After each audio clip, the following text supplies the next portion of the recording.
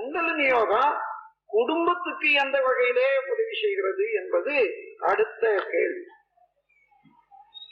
அறிந்து கொள்ளாதனால நாம் என்ன செய்யறோம், ஒரு குடும்பத்திலேயே 4 பேர் இருந்தா அந்த 4 பேரும் நான் எண்ணும்படியாக தான் அவங்க செய்யணும்னு நினைக்கிறோம் அல்லவா. இங்கதான் உலகத்துல இருக்கக்கூடிய சிக்கல் எல்லாம் இருக்கு. என் விருப்பம் போன்று அவர்கள் செயல்பட வேண்டும். அது மனைவியோ அப்பாவோ அம்மாவோ பெண்ணோ பிள்ளையோ யாரா இருந்தாலும் ஒவ்வொருவரும் அந்த தன்முனைப்பு என்பது இருப்பதனால தான் செய்வதுதான் நீதி என்று ஒரு கற்பனையை செய்து கொண்டு தன் விருப்பம் போல்தான் அவர்கள் செய்ய வேண்டும் என்று ஒவ்வொருவரிடமும் எதிர்பார்க்கிறாங்க. தான் விரும்பும்வாறு அவர்கள் நடக்க வேண்டும் என்று. ஆனால் இயற்கை என்ன, ஒவ்வொருவருக்கும் அறிவு இருக்கிறது, அறிவின் விளக்கம் இருக்கிறது, அனுபவம் இருக்கிறது, உலகத்திலே வாழ்ந்து தேவை இருக்கிறது, தேவையின் உந்துதல் இருக்கிறது, விருப்பம் இருக்கிறது. அதற்கு ஏற்ப எல்லாவற்றையும் அடுத்தவர்களுக்கு அடகு கொடுத்து விட்டு வாழ்வதற்கு யாருமே பிரியப்பட மாட்டார்கள். அது பொருந்தவும் பொருந்தாது. அப்படி பிரியமில்லாவிட்டாலும் அடக்கி ஆண்டால் அதுல துன்பம்தான் இருக்கும். 2 பேருக்கு இடையே பிணக்குகள் தான் ஏற்படும். அந்த பிணக்குகள் தனக்கும் குடும்பத்திலே உள்ள பிணக்கு, அதுவே பிணக்கு தனக்கும் சமுதாயத்திலே உள்ள மக்களுக்கும் இடையே, இன்னும் உலக நாடுகளுக்கு இடையே கூட இந்த பிணக்குகள் தான். அதற்கு என்ன வழி என்று பார்த்தால், ஒவ்வொருவருடைய தேவையையும் மதித்து விருப்பத்தையும் மதித்து நம்மால் என்ற உதவி அவர்களுக்கு செய்ய வேண்டும். அதற்கு என்னிடம் என்ன என்ன இருக்கிறது என்று ஆராய்ந்து தெளிந்து கொண்டு தன்னுடைய ஆற்றலை எப்பொழுதும் பிறர்க்கு உதவுவதற்காக தன்னை தயாரித்துக் கொள்ள வேண்டும் என்ற ஒரு விழிப்பு நிலையை கொடுத்தோம். அப்படி கொடுக்கும் போது நான் என்ன செய்ய வேண்டும் என்ற போது நீங்கள் மிச்சம் உள்ளவர்களாக செல்வந்தர்களாக இருக்கின்றீர்கள் உள்ளத்திலே. அவர்கள் இதை செய்ய வேண்டும் இவர்கள் செய்ய வேண்டும் என்ற போது நீங்கள் ஏழ்மை நிலையை அடைகின்றீர்கள். இந்த நிலை வேண்டாம். எத்தனையோ ஆற்றல்கள் அடங்கியுள்ள பொக்கிஷம் உங்களிடம் இருக்கும் போது ஒருவரிடம் ஏன் ஒன்றை எதிர்பார்க்க வேண்டும்? இந்த ஆற்றலே ஒரு சிறு பகுதியை வெளியிட்டாலும் கூட உங்களுக்கு தேவையானதை பெற்றுக் கொள்ளலாம், இன்னும் மற்றவர்களுக்கும் தேவையை முடித்து வைக்கலாம். ஆகவே இந்த பயிற்சி முறையாகவே சொல்லிக் கொடுக்கிறோம். அவர்கள் விளங்கிக் கொள்ளும்வாறு அவருடைய ஆற்றலின் பெருமையை, பிறவியின் நோக்கத்தை உணர்ந்து கொள்வதற்காக உணர்த்தி உணர்த்தி உணர்த்தி அவர்களே உணர்ந்து தெளிந்து கொள்ளும் அளவுக்கு நாங்கள் கூட இருந்து உதவி நண்பர்களாகவே இருக்கின்றோம். இங்கு அடக்கி ஆளக்கூடிய ஒரு ஆண்டான் அடிமை என்பது இந்த உலக சமுதாய சேவா சங்கத்திலேயோ அல்லது மனவளக்கலை மன்றத்திலேயோ இல்லை. எல்லோரும் ஒரே திசையை நோக்கி போய்கொண்டிருக்கிறோம். முன்னே போனவர்கள் கொஞ்சம் அனுபவம் பெற்றவர்களாக இருப்பார்கள், வழி காட்டுவார்கள். எல்லாரும் அந்த வழியை தொடர்ந்து போகிறோம். அது உதவி, ஒருவருக்கு ஒருவர் உதவி செய்து கொள்ளுகிறோம்.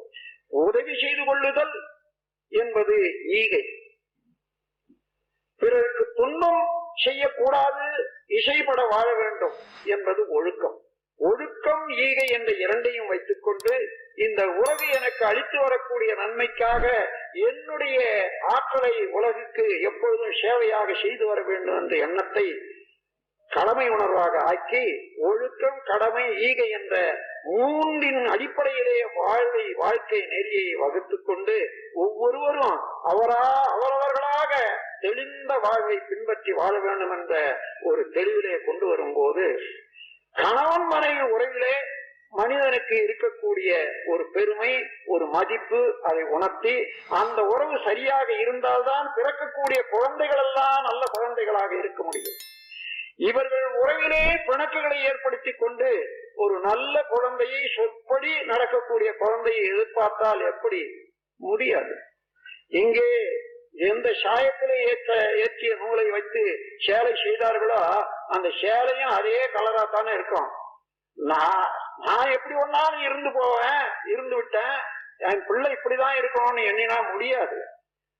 நீ செய்த செயலையே உனக்கு நினைவுபடுத்தி உன்னுடைய செயலுக்கெல்லாம் விளைவாக அதற்கு பயனை அளிக்க வல்ல ஒரு உருவம் தான் உன்னுடைய மகளோ மகனோ என்று ஒவ்வொருவரும் தெரிந்து கொண்ட பிறகு என்ன வேண்டும்? எனக்கு நல்ல குழந்தை இருக்க வேணுமானால் நான் நல்லவனாக இருக்க வேண்டும், நாங்கள் நல்லபடியே நடந்து கொள்ள வேண்டும் என்ற ஒரு தெளிவு வர முடியும். ஆகவே இத்தகைய தெளிவுகள் எல்லாம் போன காலம் போனாலும் மிச்சம் உள்ள காலத்திலேயாயும் நல்ல முறையிலே நாங்கள் தெரிந்து வாழ்வோம் என்ற முறையிலே ஒவ்வொருவருடைய வாழ்க்கையும் அவர்களே உணர்ந்து கொண்டு தெளிந்து வாழக்கூடிய வழியை காட்டுவதனாலே இந்த கணவன் மனைவி உறவிலே ஏற்படக்கூடிய ஒரு இனிமை, அந்த இனிமையை வாழ்க்கையிலே இவன் பெற வேண்டி எல்லாவற்றையும் பெறுவதற்கு வாய்ப்பளிக்கிறது என்ற உண்மையை உணர்ந்து கொண்டால் இந்த இரண்டு பேருக்கு இடையே உள்ள உறவை சரியான முறையிலே வைத்துக் கொள்ள ஒரு மனிதன் தெரிந்து கொண்டால் அது எப்படி பாராட்டுவது, ஒவ்வொருவருடைய நல்ல செயலை எவ்வாறு குற்றம் கண்ட விடத்திலே அதை சரியாக நலமாக மனம் புண்படாத முறையிலே அவர்களுக்கு எடுத்துக்காட்டி நன்மையை விளைவிக்க முடியும் என்ற ஒரு அமைதியோடு ஒருவருக்கு ஒருவர் இணைந்து செயல்படக்கூடிய ஒரு விழிப்பு நிலையும் நல்ல பயிற்சியும் ஒரு மதிப்பு அளிக்கக்கூடிய ஒரு தன்மையும் ஏற்படுமையானால் ஒரு குடும்பம் எப்படி இருக்கும் என்று பாருங்கள்.